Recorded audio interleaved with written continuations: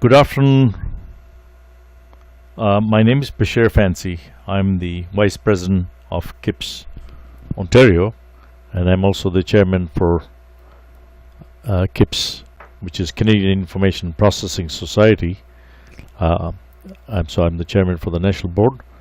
Among other things, I'm also the Treasurer for Mississauga Library System, and I'm heading my own consulting firm, Corporate Solutions. But in this role, I'm talking to you as the Chairman and Vice President for CIPS. The reason it was necessary for me to talk to you, or wanted to talk to you, is because this is the IT Professional Week all over, and certainly for CIPS. And I wanted to talk to you generally, since we are all about professionalism, and I think it's very important that we share with you, stay in touch, and I guess enhance the skills, which is really all about CIPS. Now, two things to get right off the bat is the fact that there is no company, a lot of companies may believe that they are not in IT, but really I think every single company now is actually an IT company. If they're not, they probably will not survive. So they have to be very careful to make sure that they are actually adopting the fact that they are, and doing everything possible. Even small organizations that sell food, McDonald's, large organizations, but still in different business, have to now consider themselves an IT organization. Recently we've had even the head of TD Bank actually speak to the fact that they're really an IT bank, and that's correct. That's exactly how everybody needs to go. So that's one part of it. Now I'll share some statistics with you, since it's all about professionalism, that 75% of the projects, this is not me, this is a Gartner study, and this is a few years old, but they continue to, in some cases, numbers get worse. About 75% of the IT projects actually exceed the budget, and they certainly go over the schedule. 33% of those projects actually fail. 80 to 90% of the projects in IT investments do not actually meet the objective, and 80% are delivered again over budget. So when you start to look at those type of thing, you realize that the challenges are not small; they're quite big. The second part of the conversation is, of course, and we see this every day, is all about professionalism, because we all have come to our jobs through education that we have received, degrees that we have received, and so that part is already there. You've got some part of your education actually getting into, but majority of it is going to come outside of that, because you learn principles in the real life. You learn a lot different stuff. Now, why professionalism is actually the key to improving performance in your job. It's also, basically, when you think about what is it all about, it's really when you're dealing with issues that are complex or systemic problems. So I think when you start to look at, you want to enhance that. We have some parts which are critical. The objective, of course, is by building that standard. No different than other professions. When you think about it, you go to a doctor, you want to go to a doctor that actually has the expertise, experience, not just because he graduated, but he can now actually operate on you, has done many, he understands how your body, and therefore you're in very good hands. So that is what we are also trying to do when it comes to the IT business. A couple of important things that we look at from a professional maturity model. There are 5 aspects. When you think about it, you got a couple of things that are established already, which is the statutory and public. Those are already in place. You do things because compliance forced you to do them. Your government, any other organization, and those rules are in place. So you have to do that. However, what is not totally mature is the fact that you're A, organized, B, qualified, and C, governed properly. When you look at, so that brings us to the issue around ethics and integrity, which are really fundamental and very much part of not just this profession, actually many other, but certainly for for IT is becoming more and more important since there is a convergence of the business and technology. So there used to be a good saying that you learn from others' mistakes. Well, and that's true. But the problem is that you can't do that because lifetime is not enough to learn from your own mistakes. So you learn from other people's mistakes. So you want to make sure how is that going to come about.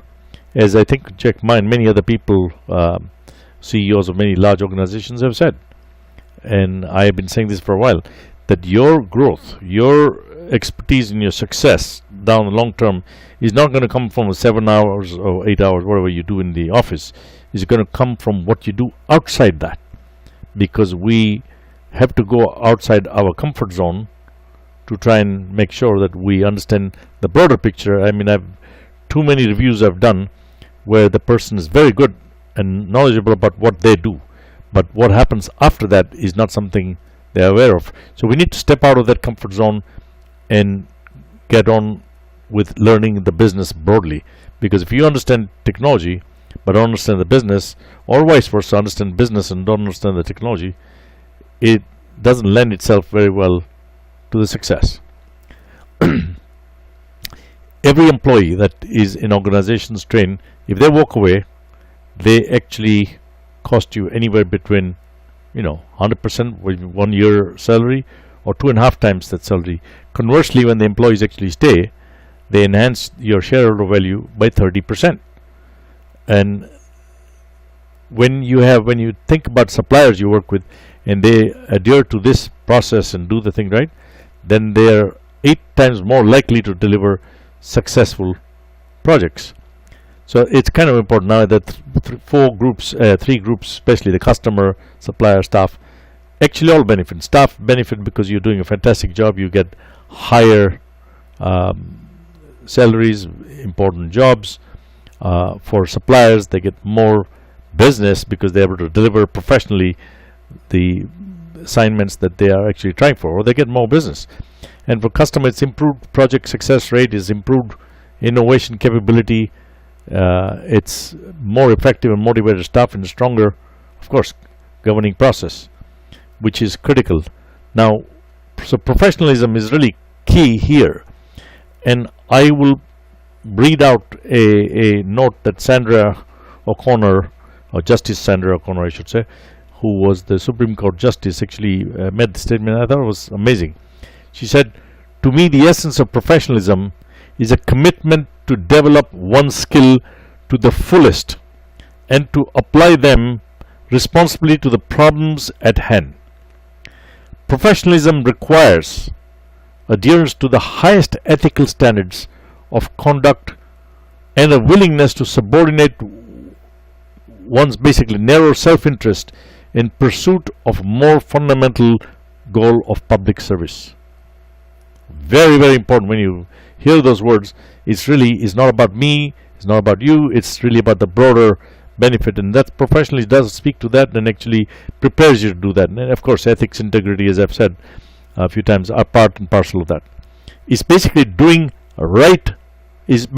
things right. So it's doing things right and doing the right things.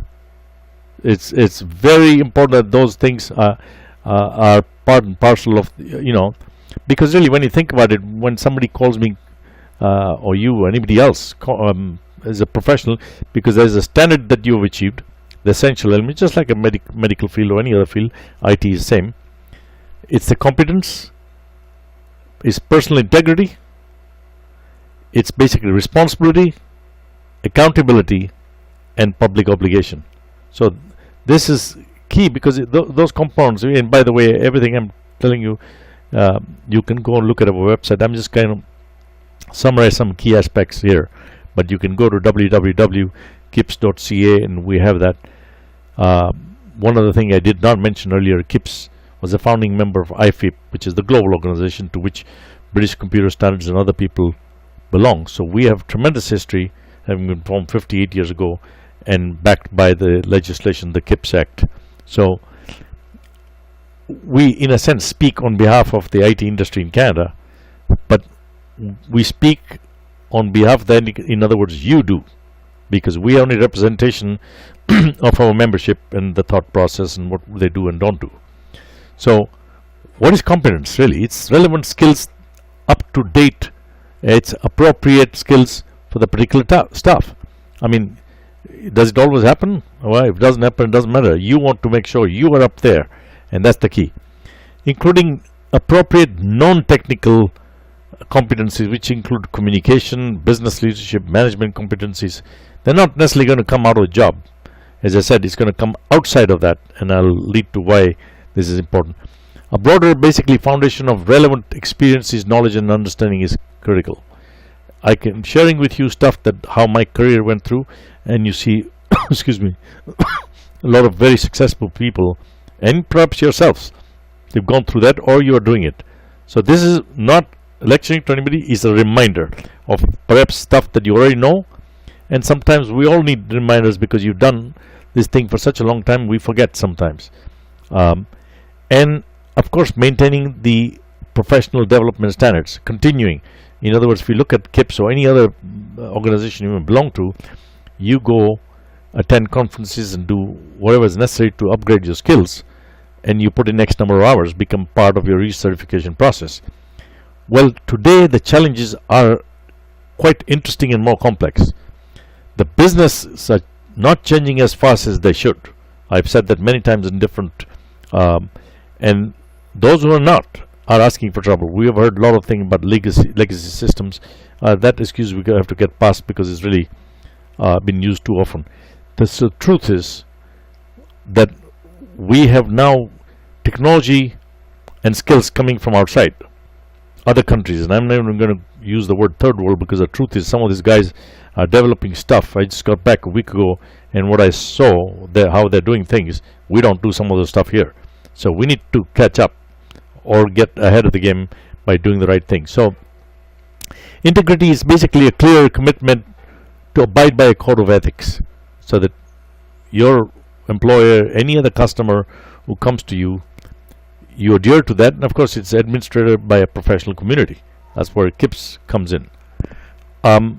Responsibility, accountability is a set of personal obligations that, which sit alongside your contractual obligations, because what contract says is one thing, but where your personal obligations are different. In fact, although it has nothing to do with IT, I'll use a very quick example. A few days ago we had a problem with the Earl's restaurant, who actually started to buy their beef from the United States. The Alberta company, Western based company, and their customers are based here in Canada, and yet they did that. Now, was there any law or anything that stopped them from doing that? No, they were perfectly within the law to do that. However, they were not doing the right thing. So ethically or morally, it was not the right thing to do, because they were not now doing it where their customer was, who was giving them a business. So it's actually very important that right thing doesn't mean it's what's written down always. Matching accountability, which is separate from that of an employer, that you try and hold yourself accountable, and certainly your colleagues, because it's part and parcel of a successful organization. And then there's of course public obligation that is also required. When you think about it, there is the profession and there's the professional. So you are on the professional side, which is critical because skill sets, the competence framework, that you have the right skills, because you're broad based. You have the core competency, but you also have the broader knowledge, which comes through many different ways. And you undertake an assessment process, and on the other side, the profession of course holds appropriate qualifications that you are following, and you abide by a certain code of conduct. But the reason I said outside your normal working hours is because knowledge comes through a lot of the networking outside, and you need to get outside your comfort zone to ensure that you are actually dealing with people who either may have better experiences than you or different experiences than you, so you can understand the viewpoint, what works, doesn't work. It will make you very powerful. I mean, it's something people used to tell me is not your area of the business, because that's how corporations work. We silo a lot of the people, and it's coming back to haunt us in a lot of different ways. So you don't want to get siloed. You want to understand what worked 30 years ago is not working anymore. You need to change that. The skills have to be upgraded, because, as I said, the technology coming out is very disruptive and moving in very, very fast. Organizations are not moving that fast because we're always concerned about the bottom line shareholder value, and that can actually cause a lot of problem. However, you as an individual have to remember one thing, like I did, and everybody probably does, is that when it comes to your career, anybody who thinks that the organization is watching out for you need to rethink. That doesn't mean the organization is bad. If I was I was the executive vice president Visa, was I worrying about each and everybody's career? No, I was not. Because if they were not taking responsibility and pushing themselves up to make sure that they had the skill set that I would recognize, and I would be forced to look at them because they're very good, it was not going to happen. So you have to take hold of that. Your career is in your hands, and professionalism will play a very important role in moving you up, and that's what CIPS is all about. In the past, and essentially an engineering profession are responsible for effective taking to meet the requirements specified by the business. In the future, and it's happening more and more, is the business focused professionals now needs both depth of, as I said, business and technical competencies. If we're going to succeed, it's going to be key, and that's part of the thing. Because really now, what is an enabler for business? It's really the people, the information, the technology in the process. So it's no longer that those guys on IT are not doing their stuff and therefore we're having problem, and IT saying the business guys don't understand. There is no them. It's now us. And that again comes through the learning, professionalism, which becomes key. So although the code is there, I'm trying to simplify what it means to us, like as a business person who was leading a pretty large organization in that area. To me, it's important. So I think in defined terms, you play a full part in all stages of IT exploitation, because we're talking about disruptive technology. Is seen as, and continues to be seen as, an integral part of the business, not the other way around. If you look at it, I quickly share with you, the people who are hired to do data and analysts or scientists, as we call them, because we're very good at giving new title to all sorts of different things. And what happens is that unless you understand the business and what is required, what needs to get done, what you're trying to achieve, the technology is not going to help you, because you don't know what part to measure. There's enough data available if you want to look at it, but we don't necessarily do it. So you need the both sides. And I don't like to use the word big data, because it was never about big data or small data. We at Visa had the largest amount of information for years, and we were doing behavior pattern to stop fraud. That's exactly what we're talking about. So it's really analytical. So you need to dig in, understand, and the fact that we are doing 2-3 things in moving forward with CIPS and take it to the next level, next generation, because we were formed 58 years ago, things were different. The principles have not changed, but the technology has changed heavily. Therefore, how we learn and how we execute is different. So we need to get on top of that. And what we've done, and we will share the plans with you very shortly about where and how we're going with this. We're working with the government to make sure that they recognize this profession, so that, like Alberta and other places where they had ISP preferred for employment, because they understand that a certain standard has been achieved, and we want to make sure that we do more of that. So you'll see a lot of awareness stuff going on. We've started doing webinar, at least 1 a month and 2 where we can, and we're bringing some of the top-notch speakers to do the webinar, some in person, some are done through webinars, so you can do it from your home. We're recording each of these sessions and making available to you for your benefit. The whole intent is to broaden the thing. We're also working with universities so that we can assist there and bring these guys into the frame, CIPS basically, very early, because at the end of the day, CIPS is your organization. How much you put into it is what you're going to get out of it. This is a very simple solution. It's not like what they did or didn't do. We can help guide, use the connections to make things happen, but it requires, this is a not-for-profit organization.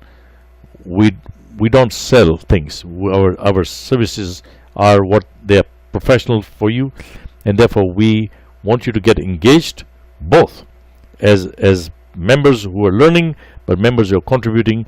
We have mentoring session, which is very important and will be very helpful to you as much as to us, because we are learning what is needed and you are learning what has already happened, so which paths to avoid, which paths you can actually take, and does work.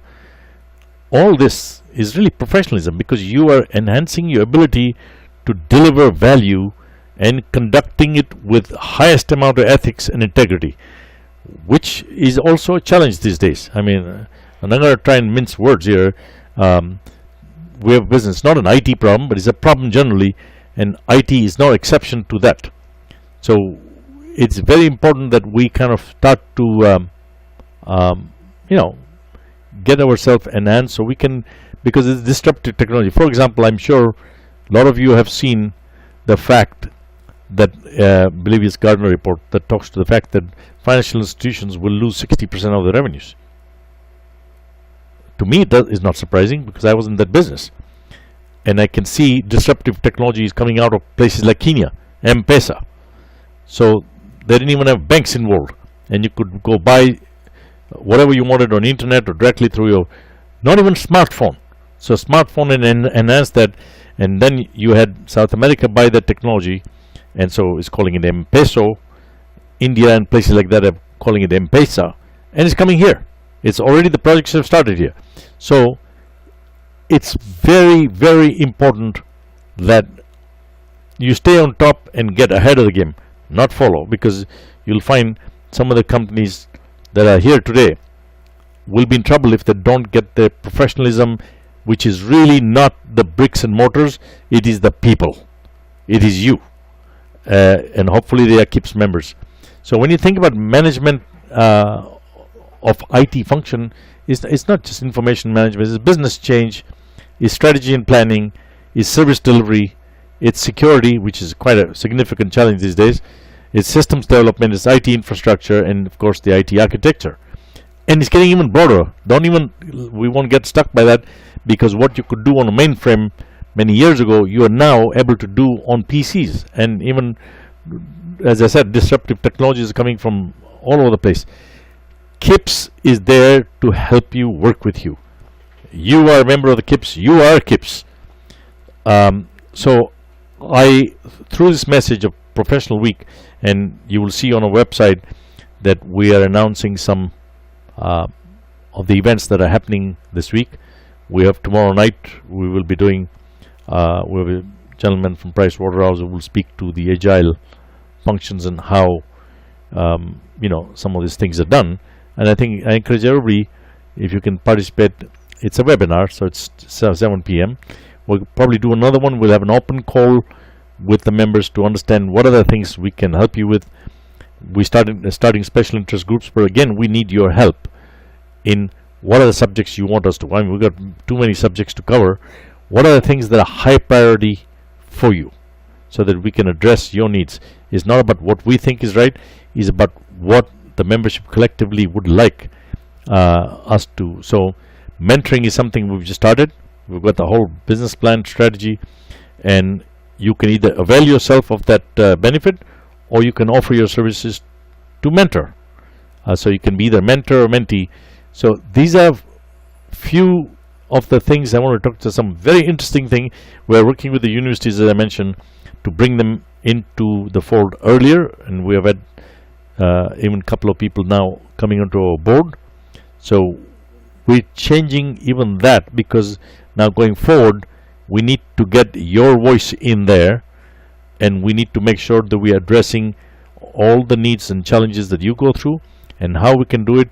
As I said, you can be sitting at home and attend a webinar and enhance your knowledge, but even through the networking sessions that we're doing, that'll be tremendous benefit. So I think I don't want to bore you with any further. There's a lot of information on our website, and any question, any issue, concerns you have, or how we can do things better. What better than now with the professionalism, because of the fact that we're taking off in a new direction. We've started that, and those who are staying close to the action have seen that we have now done at least one webinar a month, and we're starting the other parts. It is to actually educate, inform. One last part I want to leave you with: a lot of people leaving the company because they move on for many reasons, better jobs, retirement, whatever it is. Moved country, or one spouse moved and therefore the other person had to move. It doesn't matter the reason. A significant amount of knowledge is getting lost because we're not very good at knowledge transfer. I know a lot of people talk about it, but we don't do that, or certainly don't do that well. This is then another forum through the networking, through the type of people we're bringing in, that you don't lose that type of information and knowledge, and we want to make sure that we're there with you all along the way. So please, I can't say enough that we are your organization. We are from you. I was a member for many years, and now I was asked to get involved, and I'm Vice President of CIPS Ontario, and I'm also the Chairman for Canada, and I've got some strategies that we're pushing out now to make sure that we avoid the pitfalls and any mistakes that we may have made, because I'm not going to sit here and say we didn't do that, but to now take it in a direction which really enhances both your ability, and we're trying to work with the government on those things as well. So please join us. I hope you have a fantastic week in IT professionalism through the events we're doing, through whatever else you're doing, but please stay in close touch with us, and I sincerely hope that we can have you join us physically at some of the meetings, and join CIPS if you're not already a member, because I promise you we've got some very exciting things going on that I didn't necessarily go and share all of them here. We just wanted to have a fireside type chat, and please don't consider this a lecture or anything. It's not. I'm not here to lecture anybody. I'm sure there are very smart people out there. It was, call it a reminder or call it my sharing my own experiences. So look forward to working closely with you, and I want to wish you all the very best, and have a wonderful week, and stay in touch. Thank you.